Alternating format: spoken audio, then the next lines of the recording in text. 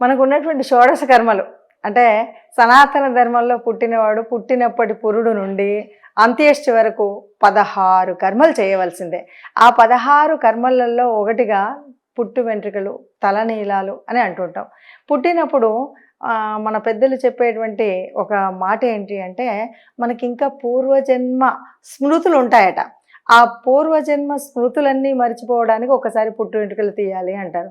అందుకే మీరు చాలా వరకు చూస్తూ ఉంటే ఎవరైనా పిల్లలు ఇంకా పుట్టు వెంట్రుకలు తీయనటువంటి వాళ్ళు ఊరికే ఏడుస్తూ, చికాకు చేస్తూ, చెప్పిన పని వినకుండా మొండితనం చేస్తున్నప్పుడు తొందరగా పుట్టు వెంట్రుకలు తీయండి అమ్మా, అవన్నీ పోతాయి అని అంటుంటారు. ఇవన్నీ కూడా ఏంటి అంటే పూర్వజన్మలో ఉన్నటువంటి స్మృతుల మూలంగా కొద్దిగా చికాకులు, చింతలు చేస్తారు అని. మరి అలాంటప్పుడు అవి ఎక్కడ తీయాలి, ఎప్పుడు తీయాలి అన్నది వస్తే ప్రతి ఇంటికి ఒక ఇలవేల్పు ఉంటాడు. ఇంటి ఇలవేల్పు ఉంటాడు కాబట్టి ఇంటి ఇలవేల్పుకు అయ్యా మాకు ఇచ్చినటువంటి ఈ ప్రసాదాన్ని, ఈ తలనీలాలు నీకు సమర్పిస్తున్నాను.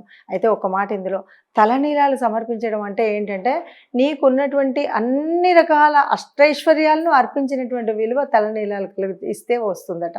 ఎందుకు అంటే తల మీద వెంట్రుకలు తలమానికం అంటుంటారు కదా. అంటే నాకున్నటువంటి సర్వస్వం ఒక కిరీటం లాంటిదాన్ని నీకు ఇచ్చాను కాబట్టి నేనెంత నీ పాదాల చెంత అనే భావము పసిపిల్లలకు కూడా కలిగించడం కోసం చేసేటువంటి ప్రయత్నమే ఈ ప్రయత్నం. అందుకని తప్పనిసరిగా అంటే కొంతమంది ఏమో మొక్కులు ఉంటాయి, కొంతమంది మొక్కులు ఉండవు. కానీ ప్రతి ఇంట్లో కూడా దాదాపుగా హిందూ కుటుంబంలో పుట్టినటువంటి వాడు, ఒక సనాతన ధర్మంలో పుట్టినటువంటి వారు పుట్టింటికలు అన్నది తప్పనిసరిగా తమ ఇంటి ఇలవేల్పు. ఈ చుట్టుపక్కల గ్రామాల్లో ఉన్నారనుకోండి, ఇక్కడ ఉన్నటువంటి దేవుడు యాదగిరి గుట్ట అవ్వచ్చు, లేకపోతే కొమరేళ్ళు మల్లన్న అవ్వచ్చు.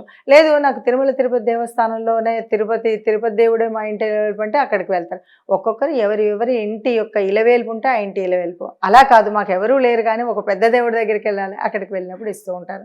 అలాగా ఇంటి ఇలవేల్పు దగ్గరికి వెళ్ళడం, ఆ కొండ మీదకి వెళ్ళినప్పుడు, ఆ దేవుడి సన్నిధిలోకి వెళ్ళినప్పుడు ఈ పిల్లలకి పుట్టు వెంట్రుకలు తీయించినట్టయితే ఆ దేవుడి యొక్క దీవెనలు లభిస్తాయి. ఆ దేవుడి వల్ల వీళ్ళకు క్షేమం కలుగుతుంది అన్నది ఒక నమ్మకంతో పాటు మా ఇంటి ఇలవేల్పు దగ్గర మా యొక్క అనేక రకాలైనటువంటి అంటే కర్మలు ఏవైతే ఉన్నాయో అన్నీ కూడా స్వామి నీ చెంత మేము వదిలేస్తున్నాము. ఇక నుండి మేము పరిపూర్ణమైనటువంటి పవిత్రతతో మా పిల్లవాడు ఎవడైతే పసిబిడ్డడిగా ఉన్నటువంటి వాళ్ళకి కదా మనం పుట్టు వెంట్రుకలు మొదటిసారి తీసేది, ఆ పిల్లలకు నీ నిండు ఆశీస్సులు లభించాలి అనేటువంటి భావంతో మనం పుట్టు వెంట్రుకలు తీస్తాం.